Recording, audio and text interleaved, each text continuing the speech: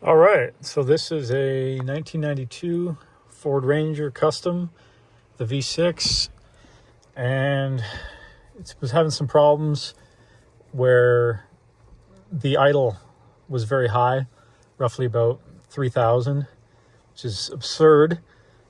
After doing some troubleshooting, found that the IAC valve was stuffed with shit and had a bunch of carbon on it. So put a new IAC in, and didn't really change very much, but upon unplugging the IAC, now the engine dies. I noticed that the plate for the throttle of the Butterfly was winded all the way out, so winded that in a little bit and then could run it on the IAC, or with the IAC unplugged, and it idled somewhere lower near stall RPM.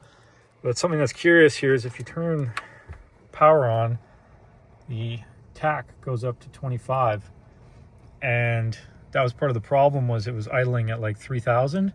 So it's possible that while the IAC was stuck, also the tach has an issue. So I'm going to pull the dash apart and then try to see if I could fix the tach. So there's two bolts here. To get the trim off, you just got to take the cigarette lighter tray out. And there's a little connector on the back there. You can pull that out. And you just kind of coax the trim off gently from the outside. It all just pops out.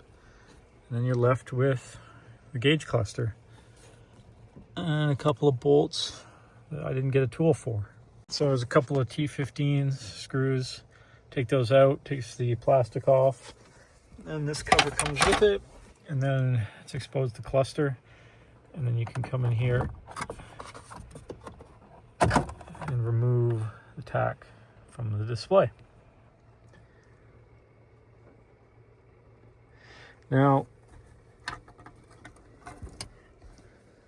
what I see here is something that seems to be pretty common with these models, is the upper left-hand side of the PCB here has gotten quite hot. And the suspicion there is that these solder joints have heated and cooled and have essentially just lost conductivity. When you have like a cold solder, it doesn't conduct nearly as well. So there's probably, there's two resistors back there. Could desolder the resistors and check the resistance and make sure they're okay. But other than that, checking the traces and resoldering should give some kind of improvement. We'll try that. All right, took it out, just resoldered those connections, plugged it back in, and we're idling 1100. So that's better.